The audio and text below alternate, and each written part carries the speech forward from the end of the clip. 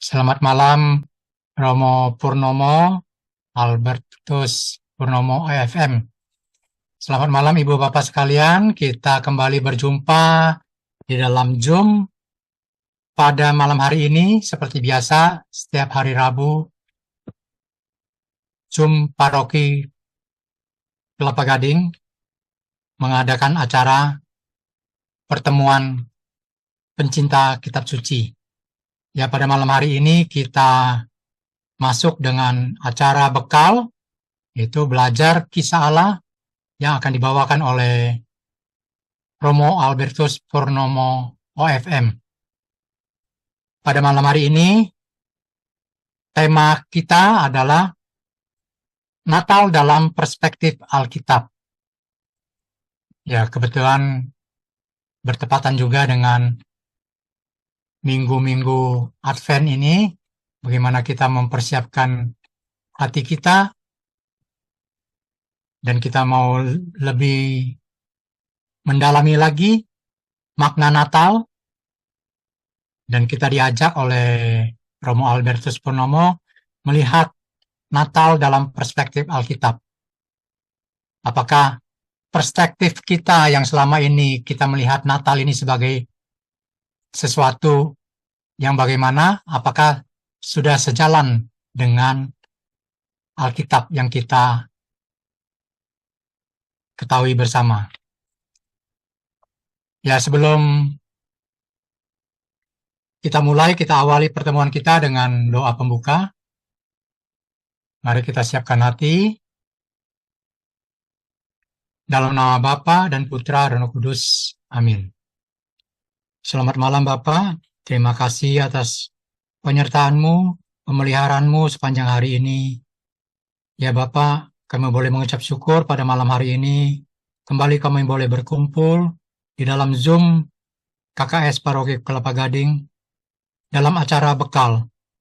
Sebagai narasumber hamba-Mu, Romo Albertus Purnomo OFM, kiranya Kau berkati, sertailah dengan Roh Kudus-Mu, agar hamba-Mu, Romo Albertus Purnomo, boleh menyampaikan pesan-pesan Natal pada kami semua yang hadir pada pertemuan malam hari ini, di mana kami boleh kembali dicerahkan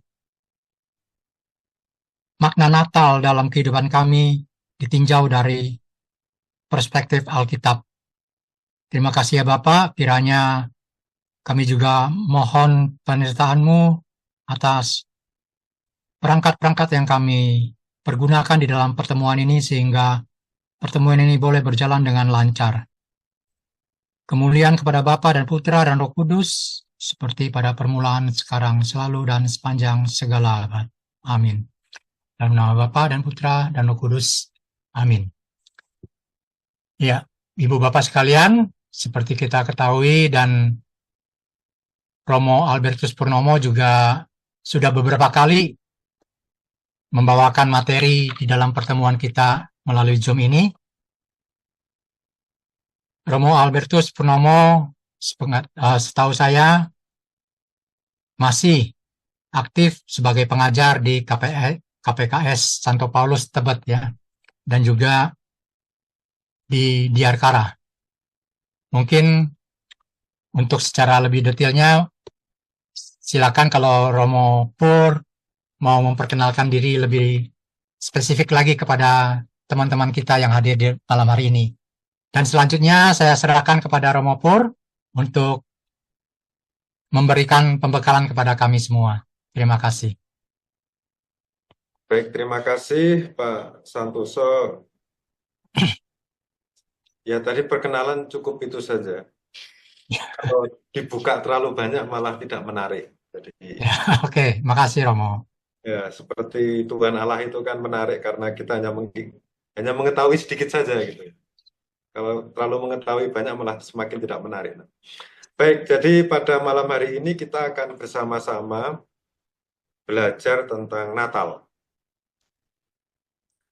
Jadi mengingat seminggu lagi kita akan merayakan Natal, maka ada baiknya kalau pada malam hari ini kita meninjau tentang sejarah Natal itu sendiri. Perayaan yang sampai sekarang ini memang menjadi perayaan yang dalam tanda kutip lebih komersial daripada perayaan Paskah.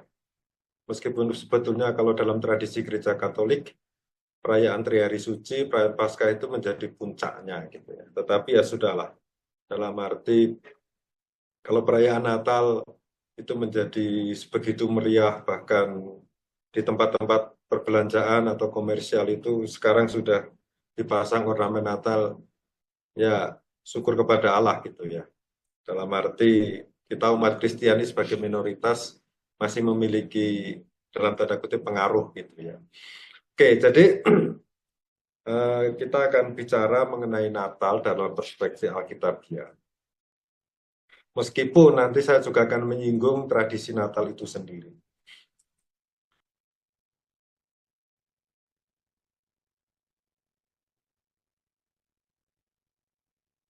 Nah, saya tidak akan mulai dengan berbicara tentang Natal, tetapi saya mau menunjukkan bahwa sebetulnya yang menjadi dasar iman Kristiani itu adalah kematian dan kebangkitan Kristus.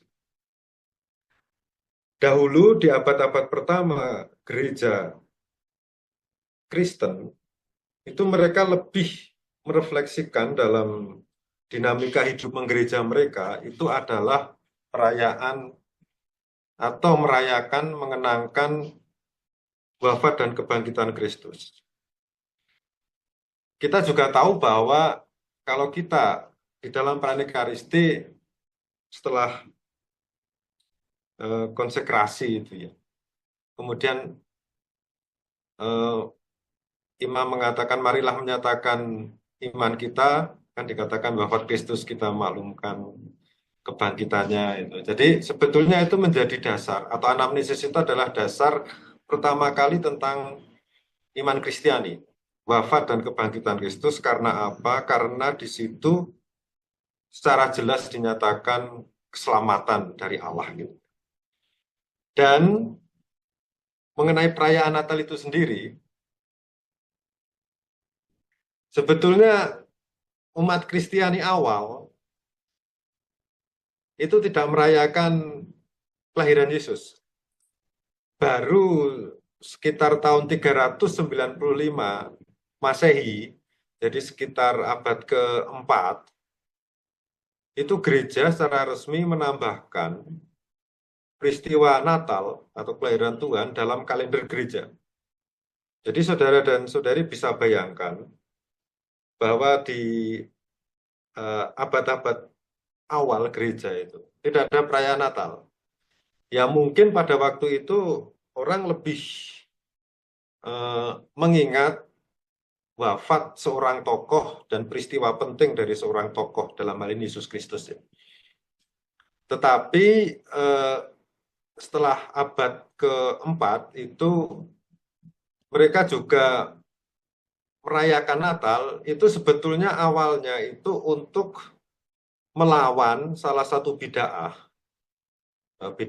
atau ya ajaran yang agak menyimpang gitu ya, yang menyatakan bahwa Yesus itu hanyalah, jadi digambarkan Yesus itu adalah roh gitu ya, tetapi berpura-pura menjadi manusia gitu. Ada ajaran pada waktu itu seperti itu. Yesus itu adalah roh dan hanya berpura-pura sebagai manusia saja. Nah, untuk melawan bid'ah ini, yang untuk mengatakan bahwa Yesus sungguh Allah dan sungguh ilahi, Yesus sungguh manusia dan sungguh ilahi, maka diadakanlah perayaan Natal gitu ya. Dan perayaan Natal itu untuk menunjukkan bahwa Yesus itu memang sungguh-sungguh manusia gitu. Nah, baru setelah itu ada perayaan Natal. Sebelumnya hanya perayaan kebangkitan saja, Paskah gitu ya. Nah, akan tetapi sebelum abad keempat, terutama sekitar abad bukan abad ya, kira-kira tahun 70 dan tahun 80, tahun 90, itu ada tulisan-tulisan yang menyimpan kesaksian tentang kelahiran Yesus Kristus. Yang kita tahu itu ada di dalam Injil Matius dan Injil Lukas. Bahwa sebetulnya di awal-awal kelahiran Yesus itu bukan sesuatu penting, tetapi bukan yang paling penting, itu terlihat di dalam tulisan-tulisan Perjanjian Baru ya. Faktanya hampir semua tulisan Perjanjian Baru berbicara mengenai wafat dan kebangkitan. Termasuk di dalam surat-surat Paulus, itu kan tulisan paling awal ya, lebih awal daripada Injil. Itu fokusnya adalah wafat dan kebangkitan Kristus. Nah, sekitar tahun 80 dan 90 setelah surat-surat Paulus ditulis, itu muncul satu cerita atau kisah tentang kelahiran Yesus. Itu pun hanya di dua Injil, yaitu Injil Matius dan Injil Lukas. Tetapi keempat Injil berbicara tentang kematian dan kebangkitan Kristus. Jadi di sini kita bisa melihat bahwa sebetulnya fokus dari iman Kristiani itu adalah kematian dan kebangkitan Kristus. Meskipun demikian, bagaimanapun juga kelahiran Yesus itu menjadi salah satu instrumen penting ya di dalam hidup beriman kita. Nah, sekarang kita coba melihat bagaimana kisah kelahiran Yesus versi Matius dan versi Lukas. Ini beda loh ya. Sama sekali beda. Meskipun di dalam tradisi gereja, di dalam perayaan-perayaan umum, kisah dari dua Injil ini digabungkan jadi satu. Ya kita ambil contoh saja, patung-patung yang ada di depan gereja gitu ya. Ya di altar, entah di gereja atau di rumah gitu. Itu kan sebetulnya merupakan penggabungan dua versi kisah kelahiran di dalam Injil Matius dan Injil Lukas. Buktinya adalah bahwa di dalam buah Natal itu ada orang-orang Majus sekaligus ada gembala gitu. Jadi orang Majus dan gembala gitu. Ini kan sebetulnya gabungan dua versi kitab suci, dua versi Injil. Injil Matius itu menampilkan orang Majus, Injil Lukas itu menampilkan para gembala gitu ya. Nah, dalam perjalanan dua tokoh ini disatukan gitu ya. Tapi ya nggak apa-apa lah, itu yang namanya tradisi itu ya semacam itu. Selalu ada unsur kebaruan gitu. Nah, sekarang kita lihat sekilas tentang Natal versi Injil Matius. Bagaimana kisah Natal versi Injil Matius ini? Jadi kalau kita melihat kisah kelahiran Yesus menurut versi Matius, kita bisa lihat di bab 1 sampai bisa lihat di dalam kitab suci ya. Moga-moga bawa kitab suci ini. Di bab 1 ya, bab 1 sampai bab 2. Jadi dua bab bicara mengenai kisah anak-anak Yesus. Jadi di awal itu diceritakan tentang silsilah. Silsilah Yesus dari Abraham gitu ya. Silsilah pun kalau dibandingkan dengan Lukas juga beda gitu. Hanya kalau kita melihat silsilah dalam Injil Matius itu yang sangat ditekankan adalah tokoh raja-raja. Jadi yang ditampilkan itu raja-raja gitu. Di dalam Injil Lukas silsilahnya bukan raja-raja gitu. Tentu di sini ada maksud teologis dari pengarang. Jadi mengapa yang raja-raja ditampilkan? Karena Matius ingin menampilkan sosok Yesus sebagai raja. Dan itulah sebabnya mengapa tokoh yang datang kepada Yesus itu adalah orang-orang Majus yang seringkali kita sebut sebagai tiga raja dari timur. Juga ada tokoh Herodes, seorang raja juga. Jadi tokoh raja itu cukup dominan di dalam Injil Matius. Nah, lalu diceritakan juga di sini di dalam silsilah Injil, silsilah Yesus ya, di bagian terakhir, iya, Matius bab 1 ayat 16 dikatakan Yakub mempunyai anak. Oh ya, ini masih terjemahan lama ya, dalam arti Indonesia terjemahan baru yang baru adalah Yakub mempunyai anak Yusuf, suami Maria. Dari Maria lahir Yesus yang disebut Kristus. Nah, di sini mau menunjukkan bahwa secara legal Yesus itu adalah anak Yusuf secara legal, tapi secara spiritual gitu ya, atau bisa dikatakan bukan spiritual, tetapi faktanya gitu ya, Yesus lahir dari Maria karena kuasa Roh Kudus. Gitu. Dan kita tahu bahwa di dalam kisah uh, Injil Matius tentang kelahiran Yesus, ini sama dengan Injil Lukas bahwa Maria itu mengandung dari Roh Kudus sebelum mereka itu hidup sebagai suami istri. Dan diceritakan dalam mimpi, malaikat Tuhan itu menghalangi niat Yusuf untuk menceraikan Maria gitu, karena tahu bahwa Maria mengandung tanpa suami gitu. Nah, tetapi kita tahu ceritanya ya, akhirnya Yusuf menerima Maria gitu. Salah satu hal yang penting dicatat di dalam kisah kelahiran Yesus versi Matius, yang menjadi tokoh utama itu adalah Yusuf. Ini berbeda dengan Injil Lukas yang menjadi tokoh utama adalah Maria. Dan kalau kita melihat di dalam kisah kelahiran Yesus sekaligus kisah kanak-kanak Yesus di dalam Matius bab 1 dan bab 2 selalu dikatakan bahwa Allah melalui malaikatnya berbicara melalui mimpi kepada Yusuf ya.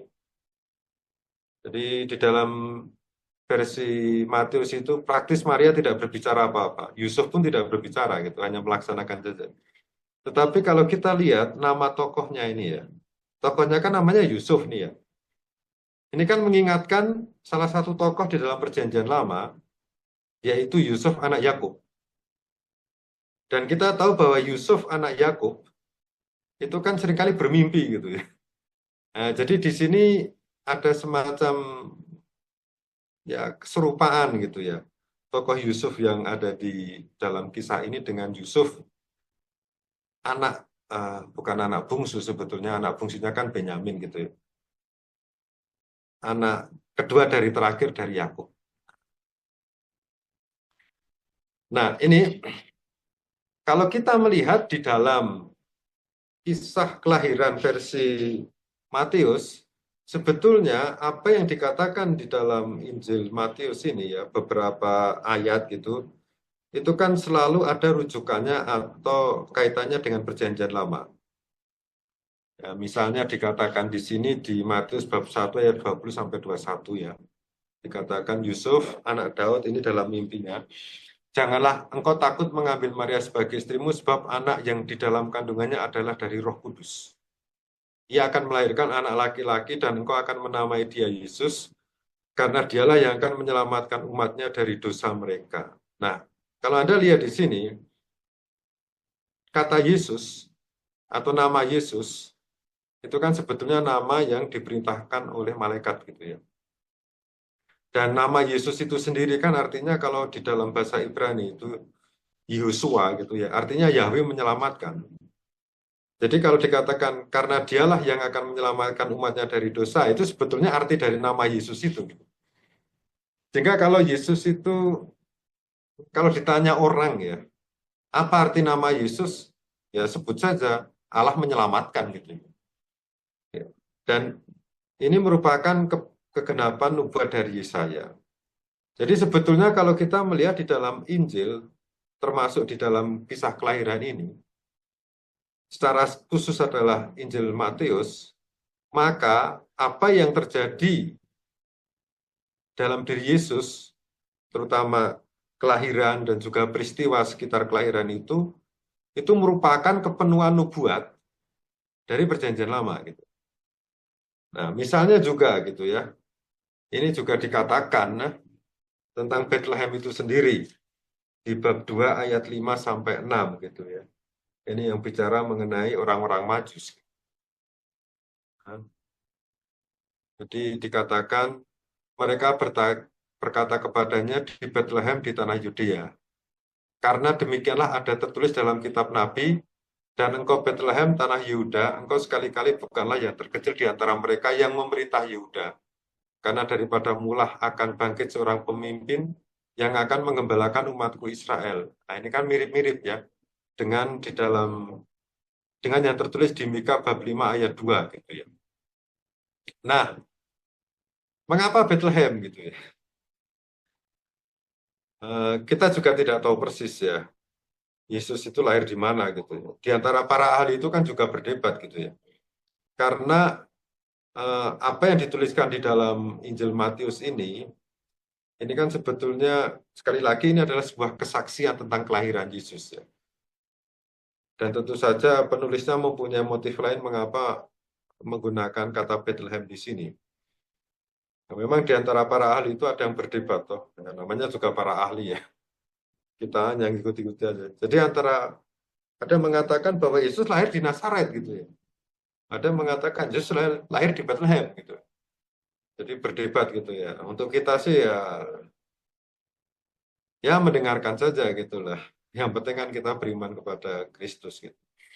Tapi kata Bethlehem ini kan sebetulnya disebutkan dalam kaitannya dengan perjanjian lama. Nah, tokoh lain yang ada di dalam di dalam versi Injil Matius itu adalah orang Majus. Nah, ini kan sebetulnya yang menjadi tema pesan Natal KWI dan PGI. Marilah kita pergi ke Bethlehem. Oh, bukan ini. Kalau yang sorry, bukan orang Majus. Itu gembala itu ya. Tapi kalau di dalam Injil Matius ini kan tokoh yang muncul itu adalah orang Majus. Bukan gembala ya, orang Majus. Nah, ini kan dikatakan di sini sesudah Yesus dilahirkan di Bethlehem di tanah Yudea pada zaman Raja Herodes, datanglah orang-orang Majus dari timur ke Yerusalem dan bertanya, di manakah dia raja orang Yahudi yang baru dilahirkan? Ya, ini istilah raja orang Yahudi muncul ya. Kami telah melihat bintangnya di timur dan kami datang untuk menyembah. Nah, memang orang Majus ini adalah katakanlah pengunjung misterius gitu ya. Ceritanya kita nggak tahu tiba-tiba ada orang Majus dari timur. Tentu saja di sini penginjil Matius memiliki maksud tertentu mengapa memunculkan orang Majus ini. Mereka itu membawa persembahan atau hadiah kepada bayi Yesus. Nah, ini juga seringkali kan kalau di dalam tradisi hampir semua masyarakat di dunia, kalau ada bayi yang lahir gitu, ini kan sebuah mukjizat juga. Nah, pasti akan memberikan persembahan-persembahan entah bentuknya seperti apa, sebagai ungkapan rasa syukur. Nah, mengenai orang Majus ini, di dalam bahasa Yunani itu magoi, di dalam bahasa Ibrani itu megusim, itu kan sebetulnya lebih kepada astrolog ya, jadi ahli ilmu perbintangan. Memang ada pengertian lain tentang magoi yaitu penyihir, tetapi melihat konteks dari kisah Matius ini, jadi magoi atau orang Majus itu lebih sebagai sarjana atau cendekiawan, ahli ilmu perbintangan. Kalau disebut dari timur, itu yang ahli perbintangan pada waktu itu, pada zaman itu adalah ahli perbintangan dari Persia, yang sekarang adalah negara Iran gitu ya. Jadi memang ceritanya itu cukup menarik gitu ya. Orang dari Iran datang ke mana? Ke Yerusalem gitu ya. Jauh juga gitu ya. Nah, tetapi mungkin pada waktu itu kita bisa berandai-andai ya. Yang ahli ilmu perbintangan orang Majus itu mungkin kebetulan sedang jalan-jalan gitu ya. Sampai ke daerah Yerusalem. Tapi sekali lagi ini adalah suatu kesaksian, sebuah cerita tentang kelahiran Yesus. Nah memang kita tahu bahwa Injil tidak mengatakan jumlah mereka loh ya. Coba cek di dalam Injil Matius, jumlah mereka itu berapa? Tidak ada yang tahu. Bisa 2, bisa 3, bisa 5, bisa 12. Gitu. Akan tetapi tradisi gereja itu menyebutnya ada 3 orang. Ya 3 orang ini kan dikaitkan dengan 3 persembahan gitu ya. Ada emas, kemenyan, dan mur. Dan mereka memberikan nama khusus gitu ya. Baltasar, Kaspar, dan Melchior. Sekali lagi, tiga nama ini adalah perkembangan dari tradisi atau kisah tentang kelahiran itu sendiri. Di dalam kitab suci tidak disebutkan namanya. Ya, kalau umpamanya di dalam tradisi lain itu kan sebetulnya eh, digambarkan lebih tradisi yang berkembang selanjutnya itu lebih menggambarkan tiga orang ini bukan sebagai ahli ilmu perbintangan, tetapi sebagai raja gitu ya. Jadi istilah tiga raja dari timur itu adalah perkembangan dari tradisi yang tertulis di dalam kitab suci. Jadi Gaspar itu digambarkan memiliki rambut dan jenggot coklat, jubah hijau, mahkota emas dengan permata hijau. Jadi digambarkan ini sebagai Raja Seba. Melkior itu digambarkan sebagai Raja Arabia dan membawa emas gitu ya. Baltasar itu digambarkan di sini kulit dan jenggot hitam, jubah ungu. Ini Raja Tarsis dan Mesir gitu. Dan digambarkan membawa mur. Tapi kan sebetulnya mur, jadi disebut Raja Tarsis dan Mesir itu karena membawa mur, karena memang sumber daya di sekitar Mesir yang terkenal pada waktu itu mur. Tapi sekali lagi ini adalah suatu tradisi yang berkembang selanjutnya gitu. Nah, ini gambar dari tiga raja ya. Istilahnya the three kings present their gift to Jesus. Jadi karya dari Botticelli yang terkenal. Nah, lalu kalau kita melihat di dalam Injil Matius itu ada satu kisah yang cukup terkenal, yaitu pembunuhan bayi-bayi di Bethlehem oleh Herodes. Nah, ini di dalam Injil Lukas tidak ada, hanya ada di dalam Injil Matius gitu. Dan sebetulnya kisah tentang pembunuhan bayi-bayi di Bethlehem oleh Herodes itu, ini kan mirip dengan kisah pembunuhan bayi-bayi di Mesir oleh, bukan oleh Israel sih, oleh Firaun gitu. Jadi orang-orang Firaun, Firaun itu ingin membunuh bayi-bayi Israel di Mesir, bayi-bayi Ibrani gitu. Jadi ada kemiripan kisah ya di sini. Nah, kalau umpamanya diceritakan bahwa Yesus itu selamat dari pembunuhan bayi-bayi itu, ini kan mirip dengan Musa yang selamat dari pembunuhan bayi-bayi oleh Firaun. Lalu ada cerita lain yang tidak ada di dalam Injil Lukas, yaitu pengungsian ke Mesir gitu. Jadi Musa yang selamat dari pembunuhan itu, sorry, kok Musa sih?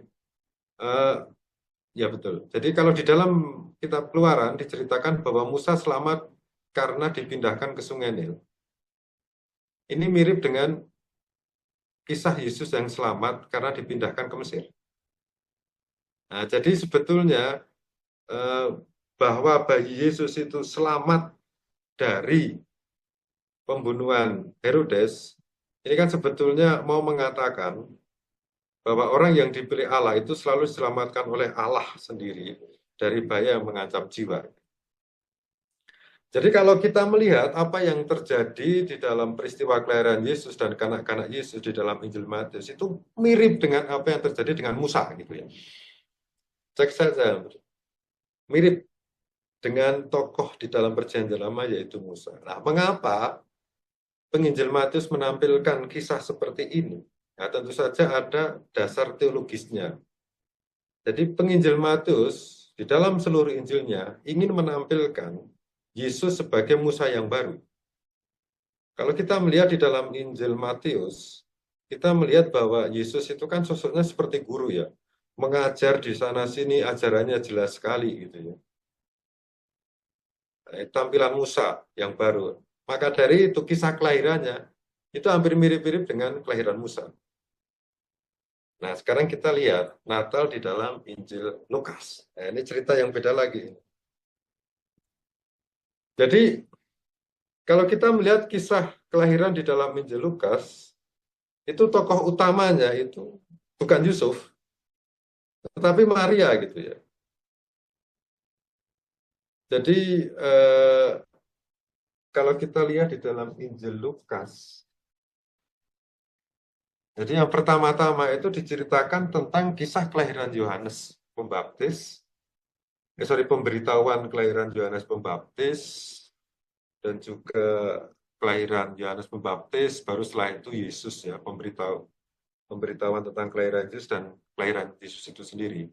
Jadi sebetulnya kalau kita lihat di dalam Injil Lukas itu, di dalam kisah kanak-kanak Yesus, itu ada dua tokoh besar yang ditampilkan, yaitu Yohanes Pembaptis dan Yesus Kristus.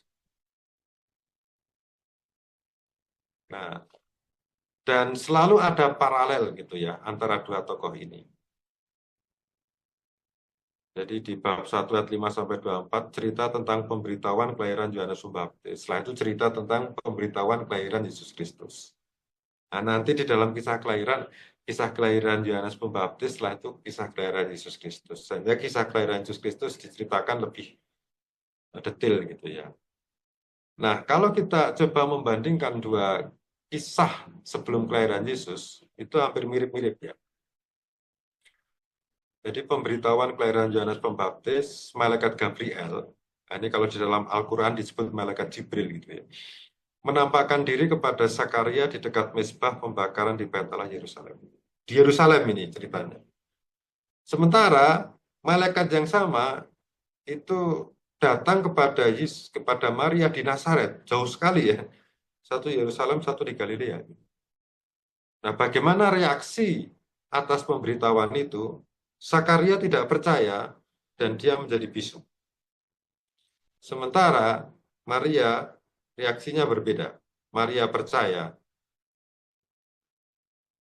Nah, kemudian diceritakan selanjutnya Elizabeth mengandung Yohanes Pembaptis, Maria mengandung Yesus. Jadi ada paralel. Nah, kalau di dalam Injil Matius itu kan juga malaikat memberitahukan kepada Yusuf tentang kelahiran Yesus Kristus ya. Ya sama-sama memberikan nama Yesus. Tetapi di dalam Injil Lukas itu agak berbeda versinya gitu ya. Nah, jadi bicara langsung kepada Maria, tapi bukan melalui mimpi. Kita nggak tahu persis ya penampakannya seperti apa gitu. Hanya dikatakan di sini, jangan takut hai Maria, sebab engkau beroleh anugerah di hadapan Allah. Sesungguhnya engkau akan mengandung dan akan melahirkan seorang anak laki-laki dan hendaklah engkau menamai dia Yesus. Jadi kalau di dalam Injil Matius, itu yang menamai Yesus itu adalah Yusuf. Di dalam Injil Lukas yang menamai Yesus adalah ibunya yaitu Maria. Ia akan menjadi besar dan akan disebut anak Allah yang maha tinggi. Dan Tuhan Allah akan mengaruniakan kepadanya tahta Daud bapa leluhurnya. Dan ia akan menjadi raja atas kaum keturunan Yakub sampai selama-lamanya. Dan kerajaannya tidak akan berkesudahan. Oke. Nah, tentang kelahiran Yesus, di dalam kisah Injil Lukas itu diceritakan lebih detail daripada di dalam Injil Matius. Nah, kalau ditanya ya, kapan kelahiran Yesus itu, kalau di dalam Injil Matius itu tidak jelas. Tetapi di dalam Injil Lukas itu jelas. Yaitu ketika Kaisar Agustus mengadakan sensus di seluruh kekaisaran Roma. Yang menjadi pertanyaan adalah, mengapa kok Lukas itu detail sekali ya dalam memberikan referensi atau rujukan sejarah gitu ya. Ya kita harus tahu bahwa penginjil Lukas itu dalam tanda kutip adalah seorang sejarawan gitu. Dia itu seorang sejarawan dan sebetulnya Injil Lukas yang digabungkan dengan kisah para rasul itu kan sebetulnya sejarah gereja Kristen. Itu sejarah gereja Kristen paling awal. Meskipun ada ya unsur teologisnya ya, bukan sejarah dalam arti modern gitu ya. Tetapi ya kita harus bisa membaca bahwa itulah sejarah keselamatan. Ada unsur sejarah. Jadi kalau dikatakan mengapa mengadakan sensus di seluruh kekaisaran Roma, itu sekali lagi, itu ada maksudnya ya. Jadi bukan hanya sekedar apa itu menghitung jumlah penduduknya berapa gitu. Itu ya mengadakan sensus itu berarti sekaligus menarik pajak gitu ya. Ya seperti sekarang ini nggak usah sensus, tahu-tahu pajak naik ya, PPN 12%. Eh, sama gitu, penting. Kalau nggak ada pajak, raja nggak bisa makan gitu aja. Kekaisaran nggak bisa makan. Nah, di mana dilahirkan? Di Bethlehem kota Daud. Jadi rupanya penginjil Lukas dan penginjil Matius itu menerima suatu tradisi, suatu kisah lisan yang mengatakan bahwa Yesus lahir di Bethlehem, kota Daud. Nah, bagaimana? Jadi diceritakan di Lukas bab 2 ayat 6 sampai 7. Saya bacakan yang terjemahan baru. Ketika mereka di situ, tibalah waktunya bagi Maria untuk bersalin. Dan ia melahirkan seorang anak laki-laki, anaknya yang sulung. Ia membedungnya. Nah, ini kan, ini bahasa yang diterjemahan baru loh ya. Kalau yang sebelumnya itu apa? Dibungkus ya, dibungkus dengan kain lampin. Seperti apa saja dibungkus itu. Tapi ini istilah yang bagus ya, membedungnya gitu. Lalu membaringkannya di dalam palungan karena tidak ada tempat bagi mereka di rumah penginapan. Nah, sekali lagi kita harus tahu bahwa di sini Maria melahirkan Yesus di, lebih cocoknya di kandang gitu, di kandang ternak gitu ya. Itu bukan karena mereka itu miskin loh ya. Karena mereka itu tidak memiliki, tidak apa ya, tidak ada tempat untuk menginap gitu loh. Karena kan semua orang kembali ke daerahnya gitu ya. Jadi semua penuh gitu loh. Makanya ya mau nggak mau ya adanya di mana itu, di kandang ya sudah melahirkan di kandang. Tapi kita juga harus mencatat apakah ini gua atau kandang gitu ya. Kalau menurut Romo Agustinus Gianto gitu yang ahli kitab suci dosen di Biblikum Roma. Jadi sebetulnya tempat Yesus melahirkan itu, jika ini didasarkan versi Injil Lukas, itu ini semacam ini ya, semacam kandang di mana hewan-hewan transportasi itu diletakkan. Jadi Yesus lahir itu di sekitar, ya kalau sekarang itu ya satu tempat di sekitar terminal. Nah, bisa dibayangkan ya di situ kan ada apa ya mungkin banyak kereta pedati ada di situ. Nah, kebetulan di situ ada tempat ya sudah Yesus melahirkan di situ gitu. Jadi bukan gua. Nah, kalau gua itu kan tradisi setelah Fransiskus Asisi ya. Karena Fransiskus Asisi apa itu nanti akan saya singgung sedikit. Itu membuat satu tradisi baru dalam kekristenan tentang gua Natal gitu ya. Karena memang tempat di mana Fransiskus mengadakan perayaan Natal itu ada di gua namanya gereja. Nanti akan saya tunjukkan. Nah, di dalam tradisi gereja ada satu gereja yang sangat terkenal, yaitu Maria Maggiore. Kalau yang pernah ke Roma pasti nggak tahu, tour guide-nya tahu nggak tempat ini ya. Jadi ini Maria Maggiore. Itu kalau lurus terus gitu itu ketemu dengan gereja Basilik Lateran gitu ya. Jadi pusat gereja sebelum Vatikan. Nah, di Maria Maggiore ini. Nah, ini ada satu relikwi. Katanya ini adalah palungan. Jadi di sini ada kayu yang menjadi tempat Yesus dilahirkan dulu gitu. Nah, ini tempatnya ada di sini. Rame ini di sini. Dulu saya sering ke sini karena dengan asrama saya itu hanya sekitar 200 meter gitu ya, Maria Maggiore gitu. Jadi karena keseringan melihat jadi kehilangan maknanya juga. Oke. Nah, berbeda dengan orang Majus dalam Injil Matius, di dalam kisah Injil Lukas, itu yang ditampilkan adalah gembala. Beda sekali ya. Yang satu raja, yang di dalam Injil Lukas itu gembala. Dan gembala itu pada waktu itu adalah kelompok masyarakat yang memiliki status sosial yang rendah gitu. Dan sebetulnya mereka itu orang miskin karena apa? Karena sebetulnya domba-domba yang digembalakan itu bukan domba milik sendiri gitu ya.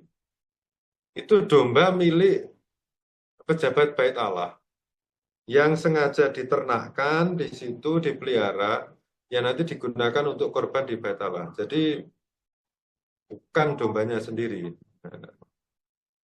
Dan kita juga harus tahu ya, mengapa kok penginjil Lukas itu menempatkan sosok gembala, kok bukan orang lain gitu yang menjadi penerima kabar kelahiran Yesus yang pertama gitu. Nah, tentu saja kita di sini harus tahu sekali lagi teologi Injil Matius atau seringkali disebut dengan apa yang menjadi tujuan dari dituliskannya Injil Matius. Nah, sebetulnya kan kalau kita melihat di dalam kisah dan juga peristiwa Yesus di dalam Injil Matius setelah peristiwa kisah kelahiran ini, Yesus kan lebih banyak bergaul dengan orang-orang miskin dan terlantar gitu ya. Jadi salah satu tema pokok di dalam Injil Lukas itu adalah bahwa Yesus sebagai manifestasi dari Allah itu mendekati orang-orang miskin. Ya karena banyak orang miskin, perempuan, orang sakit. Nah, karena ingin menampilkan Yesus yang mau dekat dengan orang-orang yang tersingkir, maka di dalam kisah kelahiran Yesus yang ditampilkan adalah orang miskin juga. Yang salah satunya adalah gembala. Gitu. Nah, ini kan diceritakan ya. Di dalam Injil Lukas, gembala itu memperoleh penampakan berupa malaikat besar gitu yang memuji Allah. Dikatakan di sini, kemuliaan bagi Allah di tempat yang maha tinggi dan damai sejahtera di bumi di antara manusia yang berkenan kepadanya. Gitu. Nah, sebetulnya kan teks ini atau kata-kata malaikat ini kan tidak hanya dinyanyikan pada saat hari Natal saja. Setiap hari Minggu sebetulnya kita menyanyikan. Dan itu menggemakan Natal ketika kita menyanyikan lagu kemuliaan gitu. Kemuliaan kepada Allah di surga dan damai di bumi kepada orang yang berkenan kepadanya. Nah, itu kan sebetulnya itu adalah kata-kata yang diucapkan oleh malaikat kepada para gembala saat peristiwa kelahiran Tuhan. Nah, kalau ditanya ya, kapan Yesus lahir? Kapan Yesus lahir? Menurut tradisi Alkitab itu, memang tadi sudah saya tunjukkan pada saat diadakan sensus oleh Kaisar Agustus. Ya. Tetapi secara spesifik kapan itu? Gitu. Nah, tentu saja bukan pada musim dingin ya. Sepertinya itu pada musim semi atau musim gugur. Alasannya, yang pertama, jika musim dingin, pasti akan kedinginan dan tidak ada namanya gembala itu menjaga kawanannya di padang itu musim dingin tidak ada. Pada musim dingin semua domba akan tinggal di kandang atau dikandangkan gitu loh. Kalau di padang dombanya mati semua gitu kedinginan gitu. Nah, tampaknya menurut versi Lukas ya, Yesus lahir pada musim semi sekitar Maret dan April gitu. Persis pesta Paskah. Ketika orang berziarah ke Yerusalem dan memang pada saat itu bertepatan dengan pemerintah Romawi, Kekaisaran Romawi yang mengadakan sensus. Tidak mungkin orang mengadakan sensus kok di musim dingin gitu ya. Nggak akan datang mereka. Bahkan perjalanan Yusuf dan Maria dari Nazaret ke mana? Ke Bethlehem, kalau musim dingin tidak mungkin. Pasti ini sekitar musim semi gitu ya. yang agak hangat-hangat sedikit gitu. Jadi sekitar Maret dan April. Ya mungkin Yesus lahirnya sekitar Maret dan April. Mungkin saja, kita nggak tahu. Nggak ada, soalnya nggak ada ini ya, nggak ada apa namanya itu, catatan sipil itu ya, akte kelahiran gitu sayangnya. Oke. Nah, kalau seandainya musim gugur, nah ini kan seandainya semua. Jika Yesus lahir musim gugur, itu sekitar September dan Oktober. Dan memang pada musim gugur ada perayaan orang Yahudi yang namanya perayaan Pondok Daun, merayakan 40 tahun di padang gurun ketika keluar dari Mesir. Dan pada waktu itu memang banyak orang Yahudi pergi ke Yerusalem. Orang Nazaret juga pergi ke Yerusalem. Nah, mungkin Maria dan Yosef juga berpartisipasi, tetapi kemungkinan kedua musim gugur ini agak agak kurang kuat gitu ya. Nah, mungkin pas musim semi itu ya, musim semi. Oke. Nah, silahkan yang apa mau berdebat Yesus lahir kapan gitu loh. Hanya menurut salah satu sejarawan Alkitab yang bernama Gesa Vermes, gitu ya, Yesus lahir sebelum Paskah Yahudi. Jadi pada musim semi tahun keempat sebelum Masehi ya. Jadi bukan tahun 0, tapi tahun 4 sebelum Masehi. Ini tinjauan sejarah ya. Ketika Herodes Agung meninggal. Jadi memang di dalam Injil Matius diceritakan bahwa Herodes mau membunuh Yesus gitu. Tapi kalau dikonfrontasikan dengan penelitian sejarah itu ya Yesus itu lahir itu justru setelah Herodes Agung meninggal gitu. Ya memang kita harus tahu bahwa kitab suci itu bukan uh, tulisan yang berdasarkan data sejarah yang rigid gitu ya, yang kaku gitu, yang betul, yang akurat gitu. Kita harus tahu bahwa penulis kitab suci itu berbicara tentang kesaksian Yesus Kristus. Jadi tujuan dari diceritakannya kisah kelahiran Yesus adalah untuk pewartaan, untuk sebuah kerigma gitu. Ya memang kan kita tahu mungkin penginjilnya itu mempunyai ingatan yang agak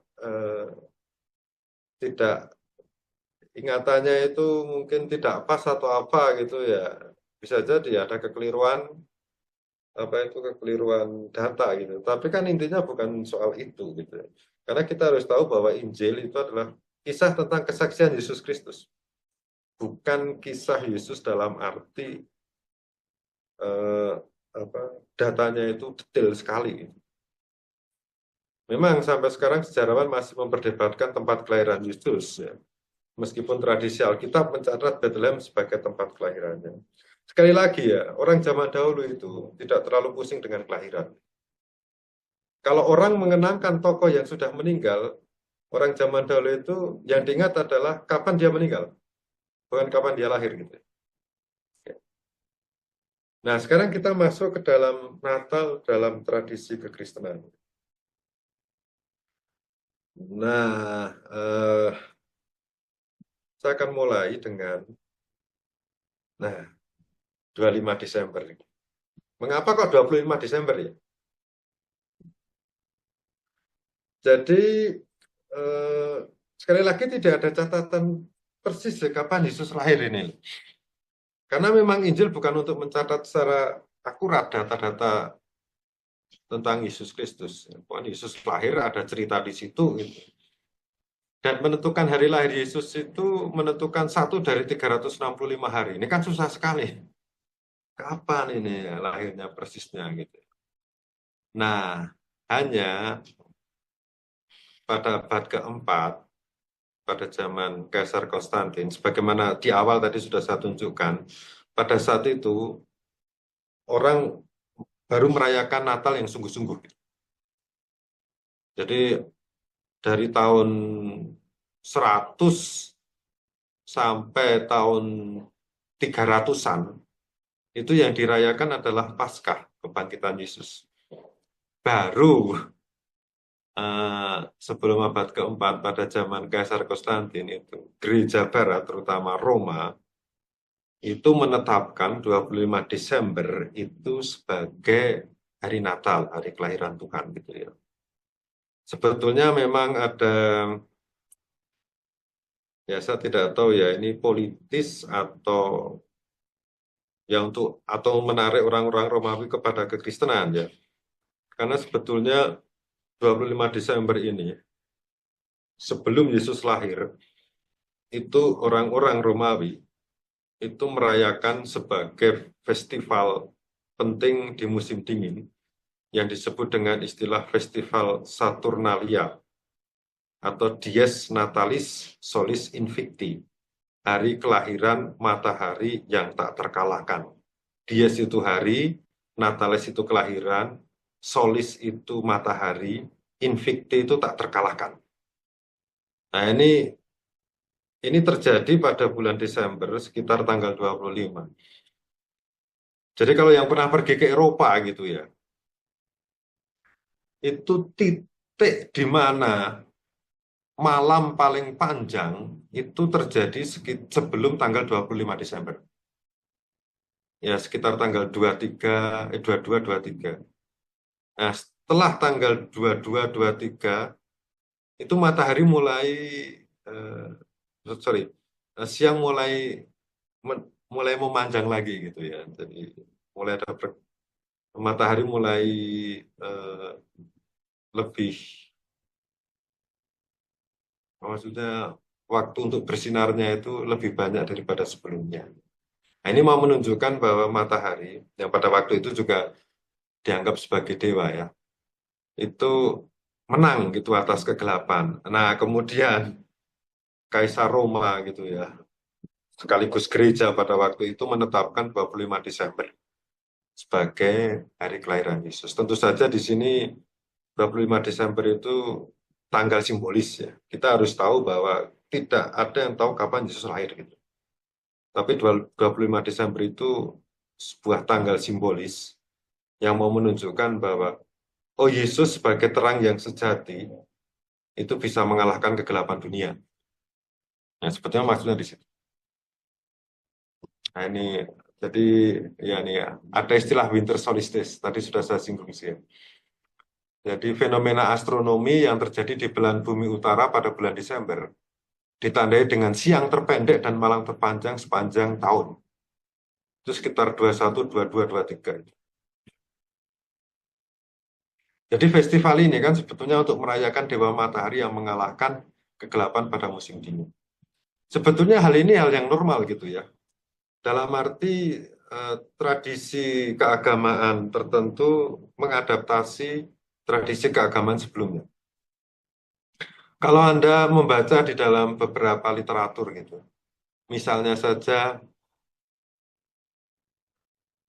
Maria diangkat ke surga tanggal 15 Agustus. Itu pada waktu musim panas itu ya. Kalau ini kan musim dingin nih. Pada waktu musim panas 15 Agustus. Itu kan sebetulnya kalau ditelusuri di dalam perayaan agama Romawi kuno, tanggal 15 Agustus itu kan hari pesta untuk seorang dewi yang namanya Dewi Diana, atau kalau dalam bahasa Yunani Dewi Artemis, itu adalah dewi yang memancarkan keibuan gitu. Dan jadi ya sama halnya gitu. Dalam arti festival tradisi agama sebelumnya diambil alih, diberikan bentuk yang baru gitu. Ya tentu saja ini tidak akan mengurangi iman kita lah ya. Hal semacam ini normal dalam, kalau studi fenomenologi agama itu pasti akan tahu gitu loh, bagaimana tradisi keagamaan yang baru itu menggantikan atau mengadaptasi tradisi keagamaan yang lama. Nah, sementara tradisi lain itu di gereja ortodoks gitu ya, itu Natal jatuh tanggal 6 Januari gitu. Pada saat Hari Raya Epifani gitu. Nah, ini kan mana yang betul? Nah, tentu saja semuanya betul ya, karena kan sekali lagi ini adalah satu devosi terhadap kelahiran Yesus. Kadang hal semacam ini ya tidak perlu diperdebatkan apa lebih lanjut sampai marah-marah ya, mana yang betul ya, semua kan betul gitu. Bahkan menurut catatan dari Clemens Alexandria, catatan kuno, gitu, itu dia mengatakan bahwa pernah ada satu tulisan yang mengatakan Natal itu tanggal 21 April atau 20 Mei. Ini makin banyak versi ini. Tapi ya sudahlah, dalam arti pokoknya kita merayakan kelahiran Tuhan. Tuhan kita. Nah, lalu kita akan melihat lagi. Salah satu tradisi Natal yang berkembang, yang menjadi kekasan dari gereja Katolik, yaitu perayaan Natal dengan gua Natal dan ornamen Natal gitu.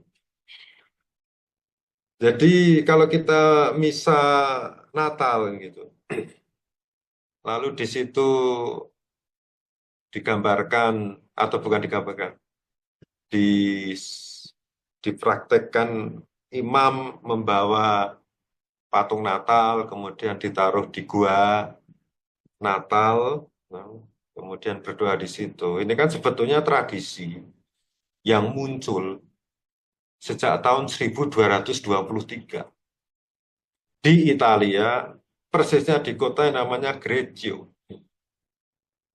Jadi tradisi gua Natal itu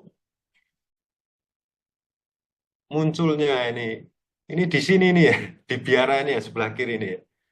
Ini namanya biara Greccio ini. Nah, di sini kandang Natal pertama itu ada di sini.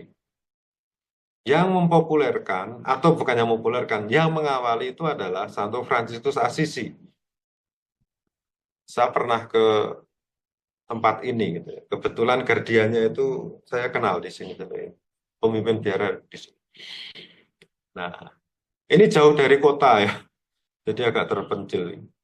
Anda bisa membayangkan ya, bagaimana membentuk biara di tepi apa ini bukit seperti ini. Nah, bagaimana muncul kisah tentang Greccio ini ya, pada tahun 1223. Saya tidak tahu di Indonesia ini muncul kerajaan apa ya di sini. Mungkin kerajaan Singosari ya. Yang jelas sebelum kerajaan Majapahit. Nah, jadi ceritanya itu, maaf saya menggunakan bahasa Inggris ini. Ini saya ambil dari satu literasi, apa itu tulisan di internet itu. Jadi sekitar tahun 1223 itu ya. Ketika kisah yang terkenal dari Santo Francis di gereja terjadi, jadi sebetulnya Franciscus itu sedang mengalami satu kekecewaan berat dan sedikit frustasi atas persoalan yang menimpa ordonya gitu ya.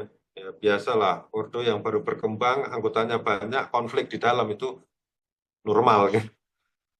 Dan Franciscus agak pusing itu. Jadi, dia ingin retret, ingin ya healing gitu, dari urusan konflik di dalam ordonya gitu ya. Lalu dia pergi ke satu tempat yang kebetulan di situ di gereja gitu ya. Nah, pada waktu itu dia itu sakit, ya. Franciscus Assisi itu sakit. Ya. Selain sakit emosional, karena harus mengurusi saudara-saudaranya yang pada saat itu mungkin konflik dan sulit diatur, dia itu mengalami sakit kronis di matanya gitu ya. Ya mungkin sekarang ini disebut trakoma gitu ya. Saya tidak tahu apakah Franciscus Assisi itu tertular penyakit kulit saat dia itu dulu itu merawat orang-orang kusta gitu ya, kita nggak tahu ya. Tapi ya, kemungkinan besar itu ya karena apa itu merawat orang-orang kusta jadi ketularan gitu. Nah, lalu dalam situasi seperti penderitaan mental dan spiritual sekaligus fisik, dia tiba di gereja. Nah, tentu saja belum ada biara pada waktu itu ya. Hanya gua-gua saja. Tubuhnya itu secara fisik lemah gitu ya, dan juga lelah mental juga. Jadi dia pada waktu itu mau balik ke Asisi dari Roma gitu ya. Nah, kemudian di tempat itu Franciscus itu sepertinya ingin merasakan kesendirian dan juga mengisolasi diri. Tapi ya kita harus tahu bahwa kalau Fransiskus Assisi itu menyendiri, berarti dia itu sedang berdoa kepada Tuhan dan mohon apa itu pencerahan gitu ya. Ini hampir mirip-mirip dengan Yesus itu. Yesus kan selalu datang ke tempat suci berdoa, ke tempat sepi berdoa. Ini sama gitu. Nah, pada waktu itu sekitar bulan Desember tahun 1223, jadi angin musim dingin itu cukup, maksudnya berembus cukup kuat gitu pada waktu.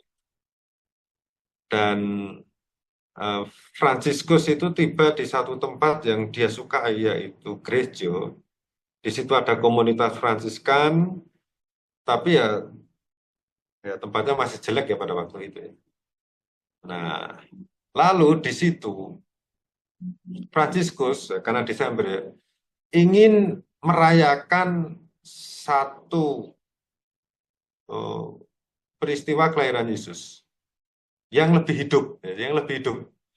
Ingin merayakan hari ulang tahun Yesus Kristus. Lalu eh, Fransiskus Assisi, nah, ini ya di sini ya, 15 hari sebelum kelahiran Yesus, itu Fransiskus Assisi meminta kepada saudaranya, gitu, sama-sama Fransiskan sama Yohanes gitu ya. Dan dia mengatakan dia ingin merayakan Natal yang hidup, merayakan Natal yang hidup, lengkap dengan binatang, jerami, palungan, dan seorang bayi. Seorang bayi sungguhan ya, bukan hanya patung ya. Ini seorang bayi sungguhan gitu ya. Ya kita tahu bahwa Fransiskus itu kan dalam tanda kutip seorang seniman gitu ya. Jadi maunya itu ya yang natural gitu. Jadi Fransiskus ingin melihat, menyentuh, bahkan mencium, membawi gitu ya. Apa yang terjadi pada saat kelahiran Yesus dahulu, menurut versi Lukas gitu ya. Pasti ya Fransiskus tahu ya cerita tentang Yesus menurut versi Lukas. Kemudian Fransiskus yang masih mengalami kesedihan dan juga kemarahan karena situasi ordonya gitu ya. Ya dia ingin ya mengalami pengalaman bayi Yesus. Kadang-kadang ini lucu juga ya dalam arti tradisi yang berkembang selanjutnya, tradisi gua Natal, kemudian ada patung apa itu kambing, patung domba, itu munculnya itu karena Fransiskus pada waktu itu lagi stres, frustasi. Nah, kemudian healingnya itu adalah dia ingin merayakan Natal yang sungguh-sungguh hidup gitu. Dan memang akhirnya dia meminta orang-orang di sekitar situ untuk membawa semua yang diminta Fransiskus. Jadi oh, ada keledai, ada domba, ada jerami, padahal setengah mati cari jerami pada musim dingin ya. Jadi Fransiskus minta pokoknya harus ada semuanya. Kemudian seorang bayi gitu ya, itu setengah mati cari bayi ya. Tapi faktanya Fransiskus menemukan bayi ya. Ya mungkin saya tidak tahu bayinya diambil dari mana gitu. Mungkin dari orang-orang sekitar gitu ya. Di bayi. Bayi sungguhan ya, bukan patung. Nah, akhirnya dari situlah muncul tradisi yang kemudian hampir di seluruh gereja di dunia itu merayakan ya. Eh, merayakan Natal yang divisualisasikan. Jadi dikatakan dalam tradisi gereja Katolik, Grejo itu adalah Bethlehem yang baru. Nah, ini cerita tentang tradisi gua Natal ya.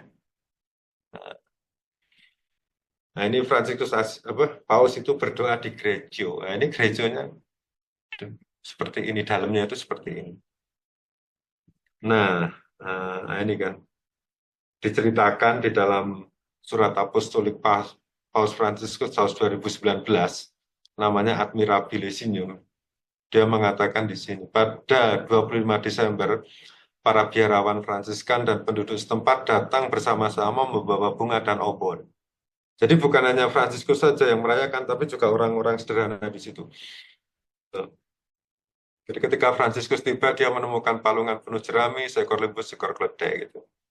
Lalu seorang imam merayakan Ekaristi di atas palutan. Jadi sekali lagi, Fransiskus Assisi bukan imam ya, dia seorang diakon saja yang ditahbiskan. Lebih cocok seperti awam gitu ya, Fransiskus Assisi itu. Bukan imam tuh. Meskipun pengikutnya imam semua, tapi dia sendiri tidak. Jadi dengan menunjukkan ikatan antara inkarnasi anak Allah dan Ekaristi. Tapi tampaknya ini Fransiskus Assisi sekali lagi membawa bayi yang sungguhan sepertinya. Kalau tidak salah loh saya ya, sepertinya membawa bayi, bayi yang sesungguhnya gitu. Nah, inilah, jadi kita tahu dari situ muncul tradisi kandang Natal. Nah, kalau tradisi pohon terang gitu ya, memang sih ada yang mengatakan bahwa pohon terang itu tradisi Kristen Protestan. Tapi sebetulnya pohon terang itu satu tradisi yang sudah lebih lama daripada ketika Martin Luther mengadakan reformasi atau eh, reformasi Protestan gitu ya. Hanya yang khas dari Martin Luther itu adalah bahwa ini dikatakan di sini, Martin Luther adalah tokoh yang pertama kali menempatkan lilin bernyala di pohon itu gitu. Jadi dulunya itu tidak ada namanya lilin bernyala di pohon gitu ya untuk menggambarkan pohon itu menjadi terang. Mungkin dulu hanya pohon-pohon saja gitu ya. Nah, baru setelah itu dalam perjalanan selanjutnya eh, pohon terang itu bukan lilin yang ditempelkan, tetapi kan listrik apa lampu-lampu kecil-kecil gitu ya, yang menjadi lebih terang gitu ya. Kalau ditanya mengapa kok pohon cemara gitu ya, ya kita tahu bahwa pada waktu musim dingin itu tidak ada pohon yang hidup selain pohon cemara. Sehingga kalau dikatakan di situ pohon abadi ya, ya betul gitu. Pohon cemara kan apapun musimnya masih tetap hidup gitu. Nah, baru sejak itu muncul istilah Christmas tree gitu ya. Jadi kekasan sumbangan dari Martin Luther itu pertama-tama adalah memberikan cahaya di dalam pohon itu. Nah, mungkin sampai di sini dulu ya pembahasan mengenai pernak-pernik Natal gitu ya. Nanti silahkan bisa apa itu diskusi lebih lanjut dalam tanya jawab. Baik, terima kasih. Sekarang kita cerita diskusi lebih lanjut. Baik, terima kasih Romo Purnomo atas penjelasannya. Dengan penjelasan ini kita semakin lebih memahami lagi makna Natal bagi kita semua yang kita rayakan. Baik, Ibu Bapak sekalian, jika ada hal-hal yang mau ditanyakan atau disampaikan, boleh disampaikan secara langsung.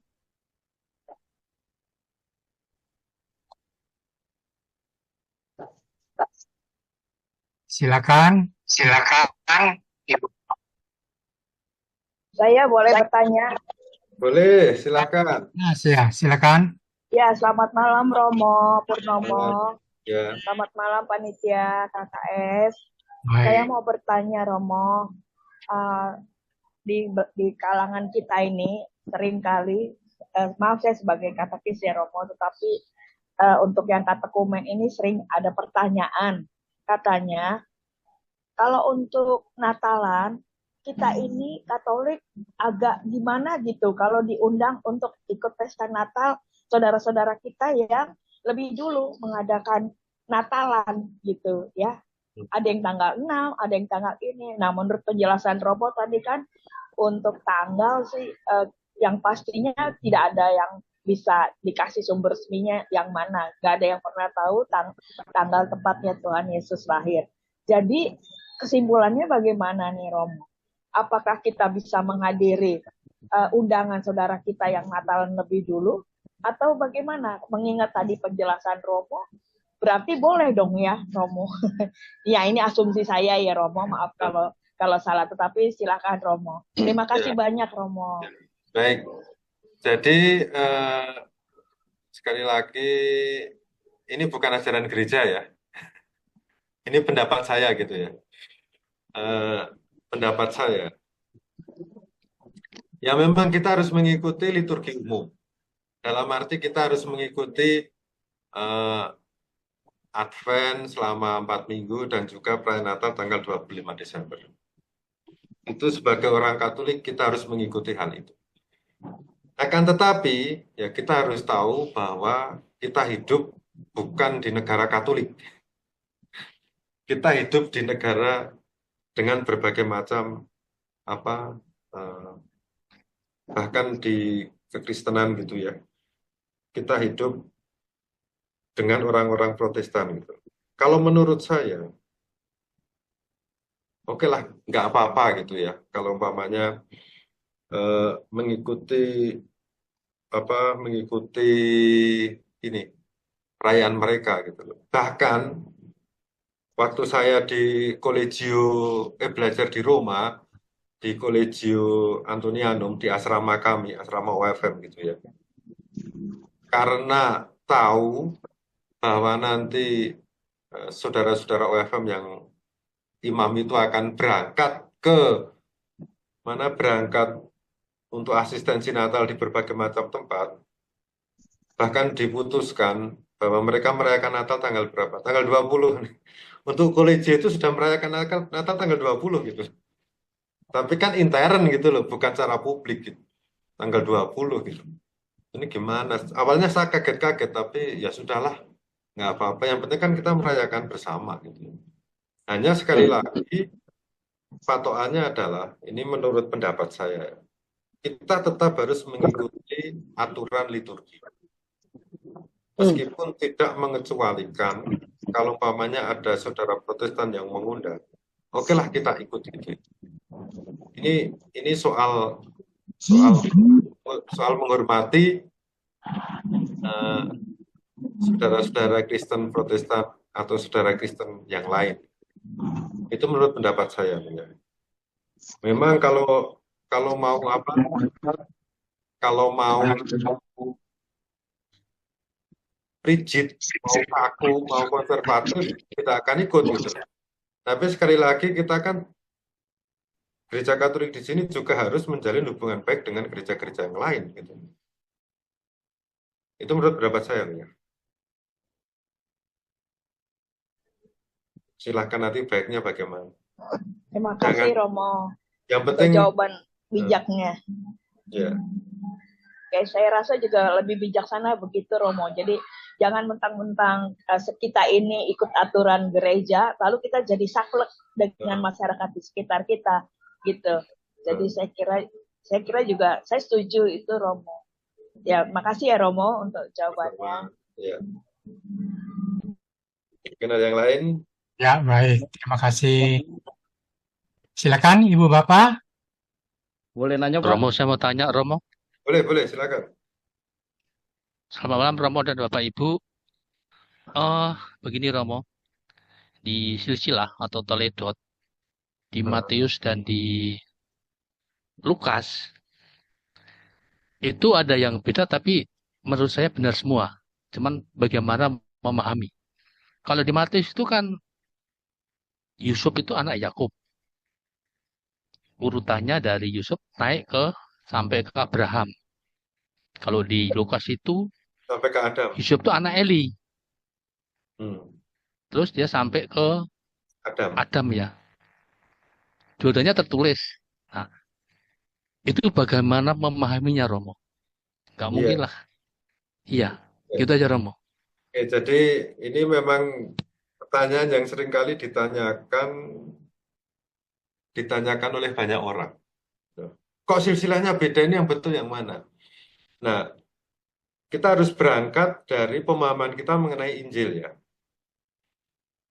Jadi kita harus tahu bahwa setiap penginjil itu ingin memberi kesaksian tentang Yesus dari refleksi dan pengalaman iman si penginjil.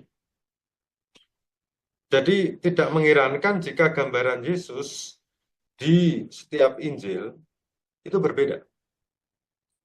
Yesus menurut Injil Markus itu orang yang menderita. Yesus menurut Injil Matius itu adalah guru, seperti Musa.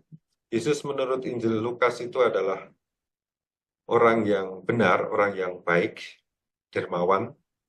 Yesus menurut Injil Yohanes itu seorang mistikus gitu ya. Nah, karena setiap penginjil ini menampilkan Yesus secara berbeda, tentu saja orangnya sama ya, Yesusnya satu gitu loh. Tapi kan cara mengalaminya kan beda-beda. Udahlah kita anggap saja, contoh saja, ini uskup Jakarta gitu ya. Kalau orang memberi kesaksian tentang uskup Jakarta itu beda-beda loh, bisa loh. Dalam arti mungkin untuk kosternya itu akan menceritakan uskup secara ini, mungkin para romo akan menceritakan uskup Jakarta akan berbeda dengan yang diceritakan oleh kosternya gitu ya. Itu pasti beda gitu ya. Tapi kan orangnya sama dan semuanya benar gitu ya. Ini seperti Injil. Nah, Injil Lukas itu ini kan ingin menampilkan Yesus sebagai orang yang dekat dengan orang-orang miskin, orang-orang terpinggirkan gitu loh. Sehingga di dalam silsilahnya itu yang ditampilkan adalah ini orang-orang sederhana gitu ya. Orang-orang miskin. Orang-orang yang mungkin tidak ada di dalam daftar sejarah. Tapi diangkat oleh oleh Injil Matius, Injil Lukas gitu. Sehingga mau ditunjukkan loh ini loh Yesus ini keturunan dari orang biasa saja. Meskipun nanti merujuk kepada Abraham. Berbeda dengan Injil Matius yang ingin menampilkan sosok Yesus yang ya lebih agung gitu loh. Sehingga silsilahnya itu diceritakan dia berasal dari raja-raja yang hebat gitu ya. Semua raja dari keturunan Daud. Nah, jadi ini kan sebetulnya cara memandang saja gitu ya. Sosok Yesus gitu ya. Jadi lebih ada pemikiran teologis di balik alasan menulis Injil itu yang membuat mengapa beda silsilah dari Injil Lukas maupun silsilah dari Injil Matius. Sekali lagi, Injil itu adalah sebuah kesaksian tentang Yesus Kristus. Kata kesaksian itu penting. Bukan pertama-tama tulisan sejarah yang akurat.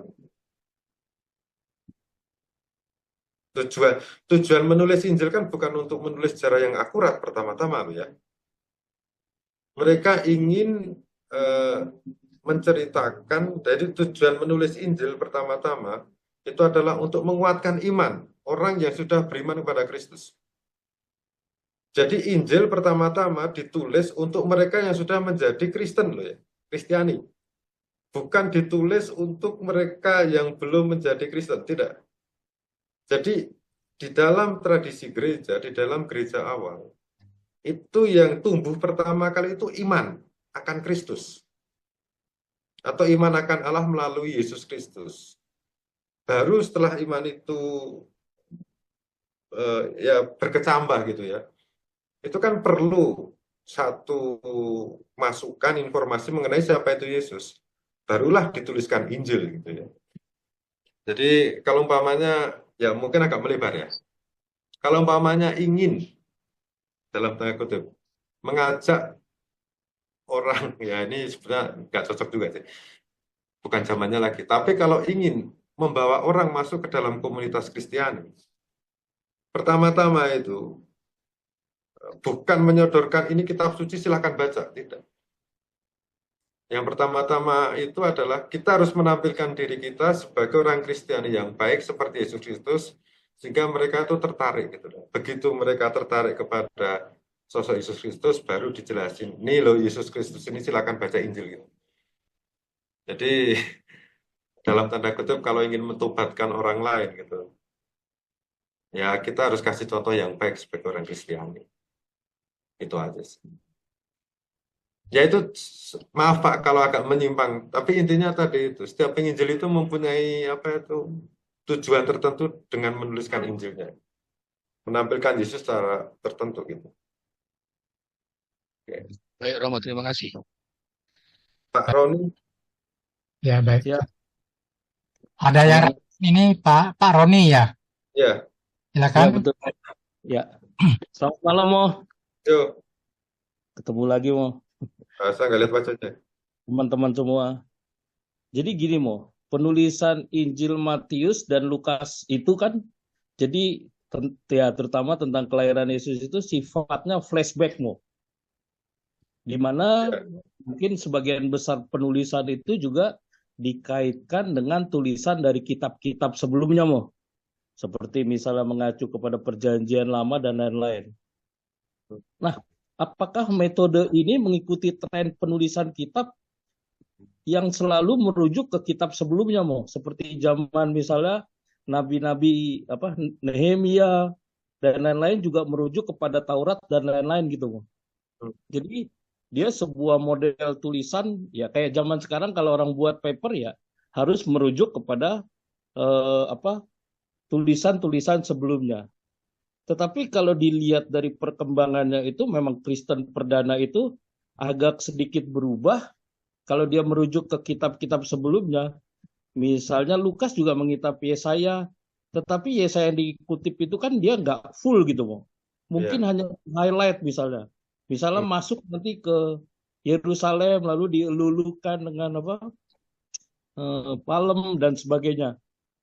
Tapi kan ada juga tulisan tentang Yesaya yang lain-lain yang mungkin juga nggak seperti Yesus gitu. Itu pertanyaan pertama, Mo. Nah, pertanyaan kedua, Matius Lukas tadi Romo bilang juga dia mempunyai tradisi dalam menulis itu untuk jemaatnya masing-masing, Mo, audiensnya masing-masing.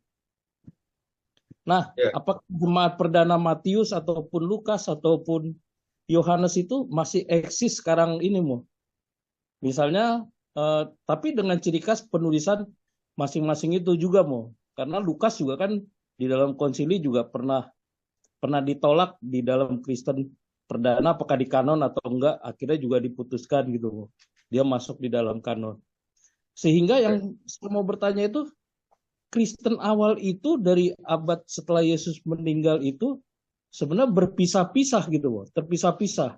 Sekalipun dalam Kisah Para Rasul itu Kristen perdana berdoa bersama, bersatu dalam satu ruangan, tetapi kenyataannya realitanya memang ada sedikit terpisah-pisah, Mo. Sampai nanti suatu saat kitab itu dikanonkan menjadi 4 Injil. Dan itu bukannya saling membedakan atau melemahkan, tetapi 4 Injil itu saling melengkapi. Kira-kira gimana itu, Mo? Oke, Itu, Mo. dua saja ya. Pertanyaan dua saja. Oke, jadi kita mulai dari yang pertama. Jadi kalau kita melihat di dalam Injil itu selalu ada rujukan Perjanjian Lama. Karena pada waktu itu memang kitab sucinya gereja perdana sebelum ditulis Perjanjian Baru itu adalah Perjanjian Lama. Ya, Mo. Dan orang Kristen perdana itu kan meyakini Yesus itu adalah Kristus Sang Mesias yang dinubuatkan oleh para nabi. Ada orang Yahudi lain yang tidak percaya pada Yesus sebagai Mesias. Sampai sekarang juga orang Yahudi tidak percaya Yesus sebagai Mesias. Hanya dulu itu ada sekelompok orang Yahudi yang adalah pengikut Yesus yang meyakini Yesus sebagai Mesias. Dan entah karena kuasa Roh Kudus atau apa dari kelompok yang kecil ini kemudian berkembang. Yang sampai sekarang itu adalah gereja. Yesus adalah Kristus penyelamat. Nah, tentu saja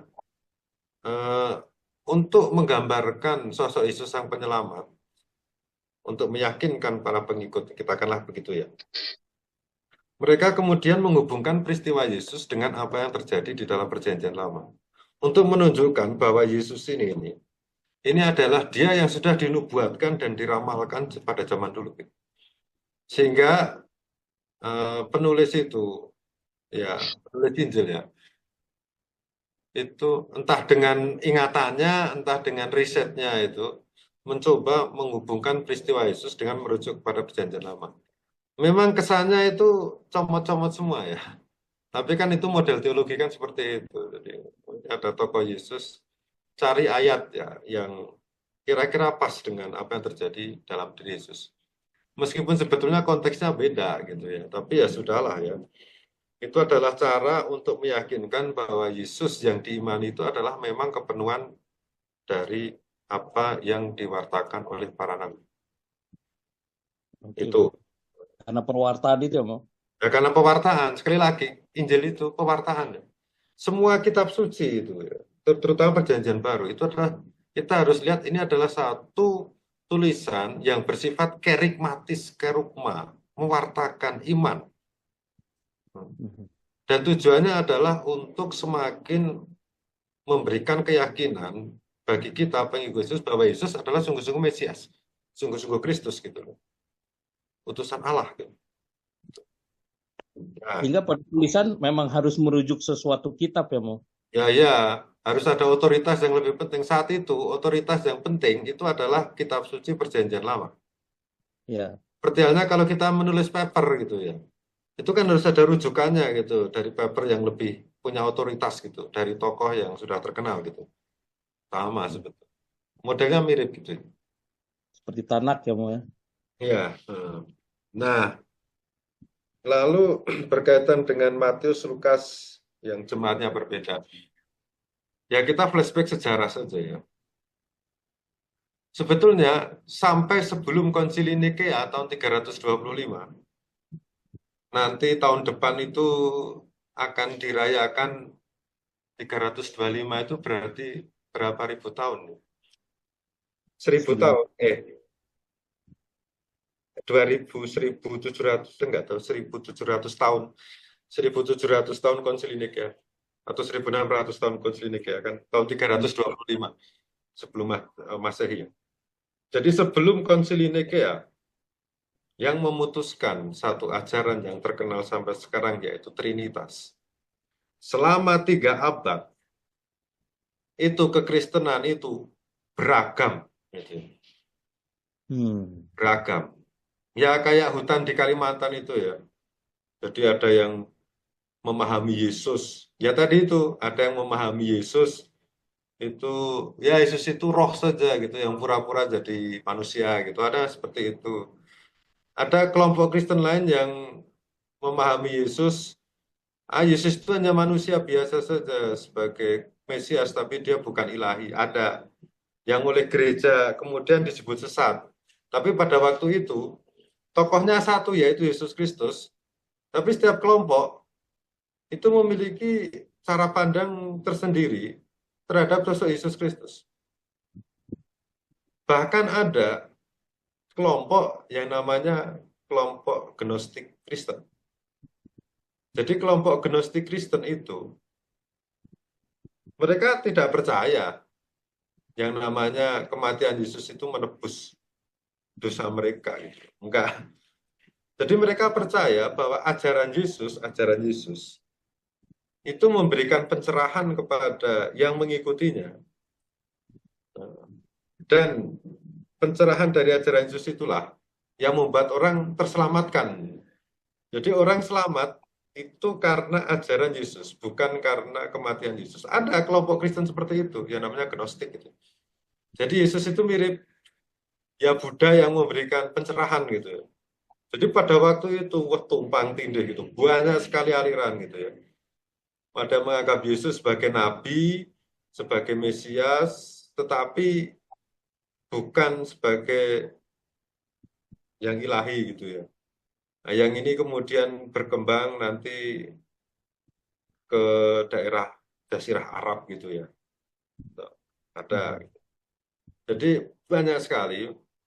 Nah, kemudian kan banyaknya aliran tentang banyak aliran Kristiani ini ya. Ini kan di satu pihak. Ini kan konflik gitu loh. Ya itu tahu sendiri, itu beda pandangan kan seringkali konflik antar kelompok gitu ya. Bukan hanya jemaat Matius Lukas saja, jemaat-jemaat yang lain juga beda-beda gitu. Lalu apa yang dibuat? Nah, ini cerita saja nggak apa-apa cerita sejarah. Ya, apa yang dibuat? Wah ini kan kalau antar kelompok Kristiani itu konflik itu kan membahayakan kestabilan politik ya. Nah, akhirnya Konstantinus Agung gitu, meminta kepada para uskup, kita buat konsili, kita tentukan satu ajaran yang tunggal supaya terjadi kestabilan dalam negara. Akhirnya ya udah terjadilah ajarannya yang kelompok proto-ortodoks yang dari kelompoknya Santo Athanasius gitu ya. Itu yang menjadi ajaran pokok seluruh gereja gitu. Ya akhirnya muncul yang namanya Trinitas itu ya. Ini kan sama seperti halnya teologi gereja Katolik ya. Kan banyak dulu teologi gereja Katolik abad pertengahan gitu loh. Tapi begitu banyaknya akhirnya Paus mengatakan ya sudah, ajaran teologi gereja Katolik mengikuti ajarannya Thomas Aquinas ya sudah, semua teologi Katolik mirip dengan teologinya Thomas Aquinas. Akibatnya apa? Akibatnya ya ini nggak tahu ini betul atau salah ya, ini pendapat saya sendiri. Akibatnya itu yang ditekankan dalam gereja Katolik itu kan soal dosa, hukuman, dosa, hukuman, dosa, hukuman. Dosa gitu. Itu kan kekasan dari teologi Thomas Aquinas. Seandainya teologi Fransiskan yang menang umpamanya, nah itu bagus itu, dalam arti kan lebih menampilkan belas kasih gitu ya, yang sekarang ditekankan oleh Paus Fransiskus. Tapi sekali lagi kita harus tahu terlalu menekankan satu hal. Terlalu menekankan satu hal itu juga nggak bagus, harus ada perimbangannya gitu ya. Oke lah, gagasan Allah yang itu tegas, kemudian di satu pihak gagasan Allah yang belas kasih, jadi harus imbang.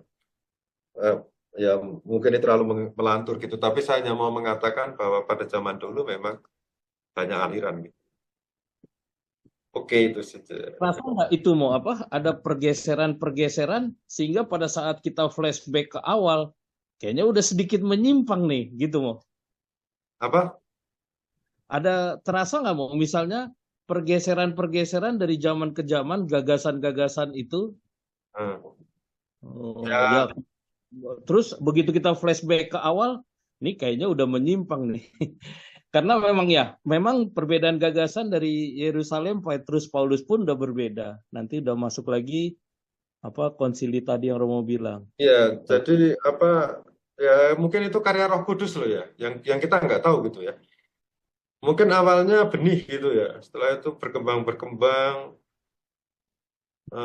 bahkan mungkin dulu para rasul itu nggak pernah berpikiran bahwa gereja itu akan sebesar ini gitu loh. Ada berapa ribu denominasi gitu ya. Gereja Katolik ada berapa aliran, Gereja Katolik Timur sendiri, Gereja Katolik Kerala juga sendiri, Malaritus, Malabar. Belum gereja Protestan itu berapa ribu denominasi. Ya itulah karya Roh Kudus, dan sebetulnya itu adalah sebuah perkembangan tradisi. Bahkan dalam hal ini pemikiran saya ya, gereja harus adaptasi dengan banyak hal gitu ya. Dengan banyak hal harus adaptasi, kalau tidak ditinggalkan betul. Ya, Mau. Nanti kalau panggilan Romo nggak ada gimana coba? Kalau udah nggak ada mau jadi Romo ya mau. Ya, mungkin Romo diosesan banyak sih ya, tapi kan kalau yang imam-imam religius itu makin lama makin dikit. Pasti ada gerak gitu ya. Ada saatnya naik, ada saatnya turun, saatnya naik, saatnya turun. Gitu. Tapi bagaimanapun juga gereja itu akan tetap lestari jika beradaptasi tanpa meninggalkan tradisi yang ada. Ya, nggak tahu caranya gimana gitu ya. Itu tandanya gereja yang hidup ya Mo. Iya. Dia nggak statis. Bayangkan aja kalau nggak ada hierarki gitu ya. Sudah pecah-pecah gereja Katolik itu ya. Siap Mo. Meskipun kita harus tahu bahwa anggota hierarki di atas juga ada kelemahan gitu ya. Kita harus meyakini itu gitu. Tapi kalau tidak ada itu udah pecah-pecah loh. Jadi kita bersyukur lah. Oke Mo, terima kasih Mo. Monggo, silakan Pak. Ya, baik. Terima kasih Romo. Pak Roni. Silakan Ibu Bapak yang lain.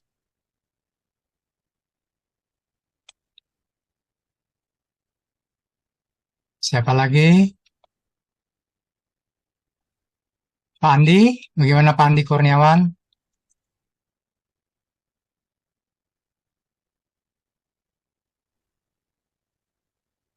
Saya lagi boleh nggak, Romo? Boleh. Silakan. Maaf nih. Ya, makasih ya Pak.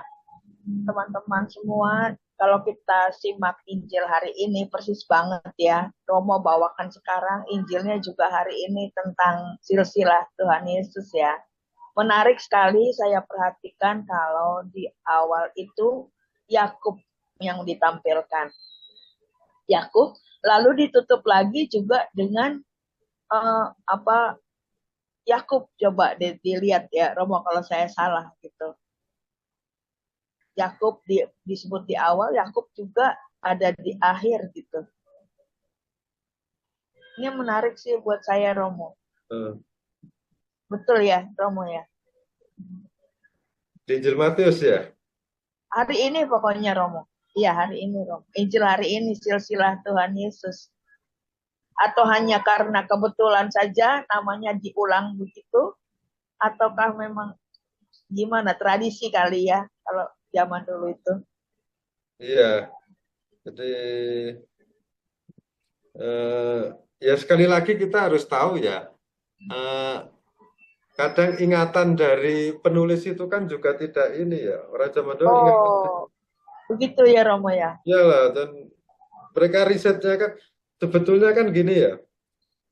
Di dalam Injil itu yang pokok itu adalah kisah sengsara, wafat, dan kematian. Betul. Itu hampir semua Injil sama, kurang lebih. Semakin mundur ke belakang dalam peristiwa kelahiran dan segala macamnya, itu beda-beda gitu. Bahkan silsilahnya beda-beda. Karena apa? Karena tradisi atau cerita yang diterima oleh penginjil itu mungkin beda. Kita harus tahu loh ya, bahwa jemaat Matius itu mungkin belum pernah berkontak dengan jemaat Lukas. Bahkan penginjil Matius itu juga belum tentu pernah ketemuan dengan penginjil Lukas gitu. Jadi dulu-dulu kekristenan itu satu kelompok atau satu jemaat atau satu komunitas gitu hanya memiliki satu kitab suci, bukan satu kitab saja. Jadi jemaat Lukas hanya memiliki kisah tentang Lukas saja. Meskipun jemaat lain mungkin minjem manuskripnya ya. Oh, pinjem ceritanya saya salin dulu sehingga jemaat lain bisa belajar dari jemaat yang mempunyai kitab suci. Tetapi dulu tersebar-sebar. Sehingga kan kita tahu ya bahwa ada yang namanya Injil Yakobus, ada Injil Filipus, ada Injil Maria Magdalena. Itu kan menunjukkan bahwa dulu itu setiap komunitas punya kitab sucinya masing-masing. Hanya sekitar abad keempat, jadi setelah 400 tahun atau mungkin 500 tahun setelah Yesus wafat, itu tulisan-tulisan itu dikumpulkan, yang kemudian kita warisi sebagai perjanjian baru itu. Bisa jadi jemaat Korintus itu ya, itu hanya tahu suratnya Paulus saja gitu loh. Mungkin mereka tidak tahu itu tuh. Injil Matius juga mungkin nggak tahu. Sehingga kalau mau ditelusur tadi ditanyakan, apakah masih ada jemaat Matius, jemaat Lukas, ya sudah tidak ada. Sudah tidak ada, udah gabung. Dan jangan pernah dipikir bahwa jemaat di Korintus, kemudian jemaat Matius, Markus itu jangan dipikir seperti paroki Kelapa Gading ya. Yang sampai 20.000 itu enggak. Zaman dulu itu jemaat yang terbesar misalnya jemaat Kristiani di Korintus itu paling banyak itu 150 orang saja. Itu sudah paling banyak 150 orang. Dulu itu di kekristenan itu di Kekaisaran Roma pada waktu itu pada zaman Paulus itu kekristenan itu minoritas loh ya. Jangan pikir seperti sekarang ini yang sampai Katolik saja sekitar 1,3 M lah ya. belum Kristen Protestan. Dulu itu minoritas itu, minoritas, tidak banyak. Mungkin jemaat Lukas itu ya paling-paling ya seratusan kali, seratusan orang. Ya seperti lingkungan itu yang diajak kumpul nggak mau datang ini kan. Kok Romo tahu sih ya Romo? Tahu lah ya. Luar biasa. Apalagi kalau pendalaman kitab suci, semakin Aduh, Romo semakin tahu aja, jadi malu. Yang hadir orangnya L4 Romo. Lu lagi Romo. Ini kan sebetulnya penting ya dalam arti begini. Mungkin ini agak melebar ya, tidak ngomong soal Natal lagi sekarang. Jadi kalau pertemuan itu nggak usah terlalu saklek gitu ya. Nggak usah terlalu kaku harus menjawab apa yang ditanyakan di dalam PKSN atau apa. Udahlah, satu pertanyaan itu diceritakan, kadang lucu-lucu sana-sini nggak apa-apa. Yang penting kan kebersamaan dan kita menimba dari sabda Allah. Iya, betul. Karena gini ya, apa itu dulu, ini cerita saja, waktu saya kuliah di Roma gitu, di Biblikum itu, ada dosen dari Amerika gitu ya. Jadi dia bertanya, ya masing-masing negara silakan maju. Ada dari Korea, ada yang dari Indonesia saya, ada dari, kemudian dia suruh, ya ceritakanlah Yesus menurut kulturmu gitu. Atau silahkan tafsirkan ayat kitab suci ini menurut kultur Indonesia gitu loh. Ya. Atau menurut kultur Korea gitu loh. Memang sekarang kan trennya itu bagaimana sabda Allah itu ya, itu harus meresap di dalam kultur masing-masing. Jangan terlalu saklek lah ya. Kita juga harus tahu bahwa kekristenan dulu itu lahir dan bertumbuh dalam kultur Romawi. Mengapa tidak bisa sekarang kekristenan, ajaran Yesus tumbuh dalam kultur Indonesia? Atau kultur Korea lah gitu. Ada yang sama, tetapi cara pengungkapan berbeda kan bisa jadi. Ajaran sama, pengungkapan berbeda. Saya kadang-kadang kalau lihat liturgi di Indonesia, maaf ya untuk yang para ahli liturgi gitu. Paling saklek itu mungkin di Indonesia kali. Liturgi paling top seturut Roma itu malah di Indonesia. Saya pernah asistensi Natal di salah satu paroki Fransiskan hanya 50 km dari kota Roma. Ya elah liturginya saya bilang. Kok kayak gini gitu loh. Tapi kan paling enggak kan membuat orang senang gitu. Ada beberapa hal yang dipertahankan, yang esensial dipertahankan. Tapi pengungkapan kan supaya orang itu bisa merasakan kegembiraan sukacita harus dipadukan dengan kulturnya gitu loh, budayanya. Bahkan sabda Allah. Saya mengikuti pertemuan Catholic Biblical Federation di Mar del Plata, Argentina. Yang ditekankan adalah bagaimana sabda Allah itu tumbuh dalam kultur masing-masing negara. Ya, terserah bagaimana caranya. Gitu. Nah, ini cerita-cerita saja sih. Itu tapi artinya bisa membuat tradisi sendiri ya ya. Ada gereja Katolik sebagai basic ya, tetapi begitu ditambah kultur, dia membentuk sebuah tradisi sendiri gitu. Ya nggak usah jauh-jauh lah ya. Pergi saja ke Ganjuran sana itu. Betul Gereja Katolik Jawa dan Gereja Katolik Batak. Ya. Sekarang lihat aja gambaran Yesus di Jawa dengan di Batak itu beda loh. Kalau di Ganjuran itu silakan masuk ke candinya, itu Yesus sebagai apa? Sebagai raja. Cocok. Karena Yogyakarta itu diperintah seorang raja. Kulturnya pas gitu loh. Mungkin sosok Yesus di Amerika Latin cocoknya sebagai pembebas.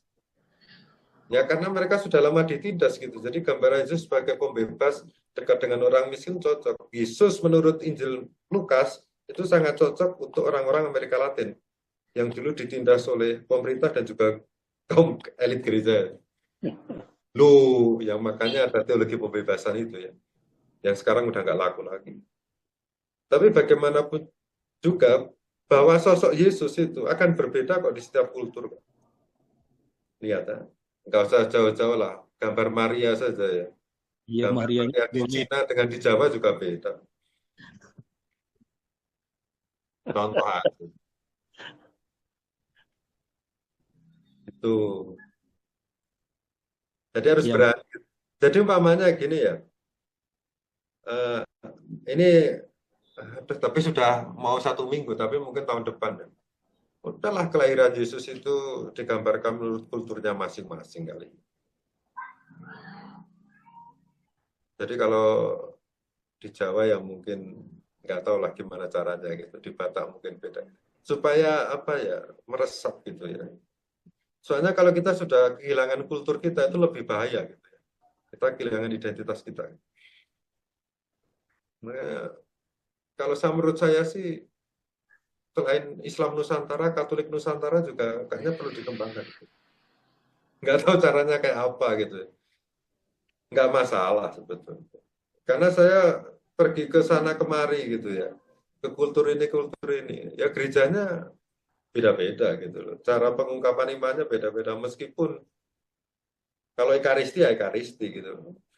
Di Italia itu tuh jarang kok orang main musiknya itu harus orgel gitu. Enggak.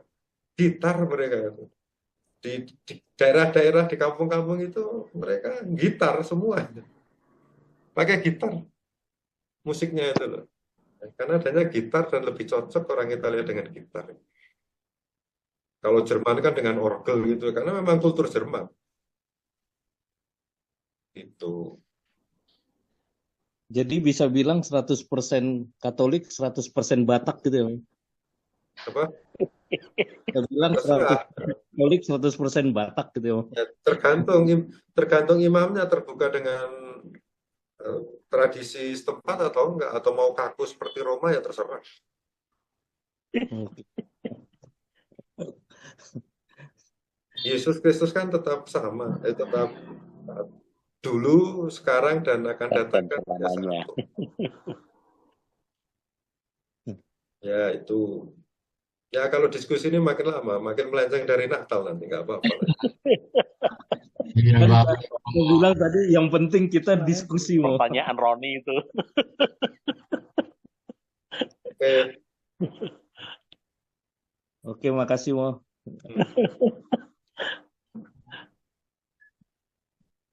Silakan, ada yang lain menyampaikan sesuatu lagi? Ini kurang 10 menit, jam 9. Ramopur, Oh ya, saya mau menanyakan, Ya, Pak Andi, silakan Pak. ya karena ada pembaharuan terus-menerus seperti Ecclesia Semper Reformanda ya kalau tidak Iya. salah. ya. Begitu ya Ramopur. Ya, itu kan sebetulnya satu satu quote, satu kutipan yang cukup melegenda. Ecclesia Semper Reformanda. Jadi harus selalu memperbarui diri. Bukan hanya soal teologinya saja, Jadi sampai sekarang lalu memperbarui diri jadi bisa berkembang sesuai Ya. dengan kultur masing-masing ya Romo ya. Jadi harus adaptatif gitu ya. Tapi juga jangan kebablasan kulturnya, karena kan kita masih punya akar gereja Katolik Romanya juga harus ada gitu loh. Jadi harus ada apa itu ya, sama sinergi atau harmonisasi gitu ya. Diatur sedemikian rupa gitu loh. Supaya kita tidak kehilangan identitas kita sebagai orang Nusantara misalnya. Tapi juga tidak kehilangan identitas kita sebagai gereja Katolik Roma gitu. Nggak tahu caranya gimana. Pasti setiap hierarki memiliki pemikiran masing-masing. Soalnya kalau tidak, nanti hilang loh. Terlalu kaku itu banyak orang pergi gitu dari gereja. Kalau orang pergi gereja kan kolektor nggak ada, repot juga.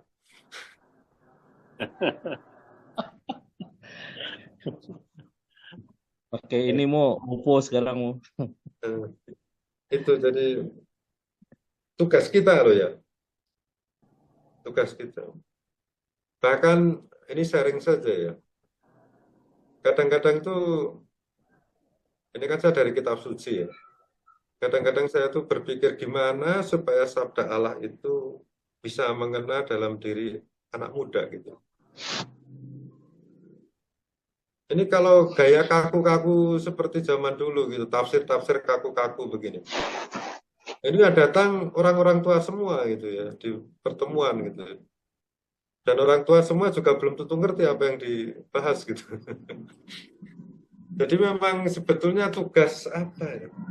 Tugas kerasulan kitab suci ini bukan soal menafsirkan kata-kata dan tafsir metode ini, enggak. Sebetulnya kan bagaimana supaya sabda Allah, ajaran Yesus itu bisa mengubah orang gitu. Nah itu kan yang tantangan. Membuat orang menjadi lebih bagus, lebih baik, lebih Kristen. Wah itu tidak mudah. Public speaking dong. Ya. Terima kasih Romo Pur. Jadi memang ini ya apa nanti apa kita itu harus lentur juga gitu ya. Jadi secara prinsip oke, kita mengikuti ajaran gereja, tapi pengungkapan itu harus mengikuti ya kultur atau lingkungan sekitar. Termasuk merayakan Natal juga supaya lebih happy, entah gimana caranya. Masing-masing paroki punya caranya. Oke. Itu Pak, status Om. Baik, makasih Romo. Ya, ini waktu kita tinggal kurang dari 10 menit lagi ya, menjelang pukul 9. Mungkin ada sedikit yang mau saya tanyakan juga sedikitnya, Mo. Ya. Ketika Romo mengangkat tema kitab malam hari ini adalah Natal dalam perspektif Alkitab. Saya saat mulai pertemuan ini saya sedikit ada pertanyaan juga nih. Kalau Romo mengangkat tema itu dalam perspektif berapa? 297 semua. Mestinya mungkin ada juga kamu pakai sepatu itu aja ke gereja. Perspektif yang lain gitu, Pak Mo. Ya. Ya, seperti tadi Romo katakan kita juga harus tidak boleh terlalu kaku atau bagaimana. Tapi kalau kita terlalu longgar juga nanti bagaimana gitu loh. Kekatolikan kita itu masih bisa dipertanggungjawabkan nggak gitu. Yang saya lihat bisa saja Natal dilihat dalam perspektif orang-orang muda kekinian gitu loh. Yang sibuk, ya, yang banyak tekanan lah begitu ya. Nah, perspektif mereka bisa saja melihat Natal itu sebagai masa-masa libur. Atau gitu loh. Ya, oke. Ya. Jadi bagaimanapun juga tetap akarnya itu adalah kitab suci. Itu dokumen kuno gitu. Ya. Bahwa nanti pengungkapannya itu kekinian silakan. Jangan sampai nanti ke depannya itu Natal itu dipahami sebagai Sinterklas datang. Itu kan bahaya itu. Atau jadi bukan kelahiran Yesus tapi Sinterklas datang gitu loh. Kan repot, bahaya juga loh ya. Jadi memang harus ada keseimbangan gitu ya antara kita harus menjaga tradisi dan ajaran yang benar dan juga harus mengungkapkan secara tepat sesuai dengan keadaan zaman. Nah ini tugas berat itu ya. Jangan oke lah kekinian gitu ya. Anak muda memandang Natal seperti ini gitu dengan kegembiraan gitu. Tapi jangan lupa bahwa Natal itu adalah kelahiran Yesus ya. Natal bukan bagi-bagi hadiah gitu. Bukan hanya bagi-bagi hadiah. Jadi termasuk kalau misal Natal itu bikin meriah sedikit lah ya. Setahun sekali kok. Gitu. Kalau pakai band nanti yang konservatif nggak akan suka gitu. ya udahlah variasi lah. Ada yang orgel lah, ada yang pakai orkestra lah, atau gamelan lah, terserah. Tapi intinya tetap. Jadi mungkin sebagai penutup, kata penutup juga ya. Jadi yang penting adalah bagaimana kita itu mengharmonisasikan satu antara tradisi yang benar dengan cara pengungkapan yang benar. Jadi gereja itu bagus kalau seperti mosaik ya. Tahu-tahu mosaik yang ada banyak warna, kemudian ada bentuknya itu. Bayangkan saja kalau gereja itu warnanya hanya merah semua gitu, bosen. Atau warnanya biru semua gitu, bosen. Jadi tergantung bagaimana mengharmonisasikan perbedaan yang ada. Bayangkan aja kalau gereja itu isinya hanya orang tua saja gitu ya. Wah, romonya ngantuk nanti. Karena lihat orang ngantuk toh. Nah, kalau isinya anak muda terus gitu ya juga ini hanya hingar-bingar saja gitu loh. Padahal kan perlu juga kekusukan. Jadi kalau saya mimpin misa di paroki itu menjadi indah karena ada anak, ada orang muda, ada orang tua jadi satu gitu. Tapi harus harmoni gitu semuanya. Itulah gereja. Ya, itu dari saya. Terima kasih. Ya, baik. Terima kasih Romo Purnomo. Ya, akhirnya kita sampai pada penghujung pertemuan kita. Terima kasih sekali lagi Romo Albertus Purnomo yang telah memberi pencerahan kepada kita semua. Bagaimana kita bisa melihat Natal dalam perspektif Alkitab. Ya, jangan sampai kita kebablasan juga. Kita harus tetap kembali pada intinya apa yang ditulis di dalam Alkitab. Oke, akhirnya kita akan tutup pertemuan kita. Mari kita siapkan hati. Dalam nama Bapa dan Putra dan Roh Kudus. Amin. Terima kasih Bapa.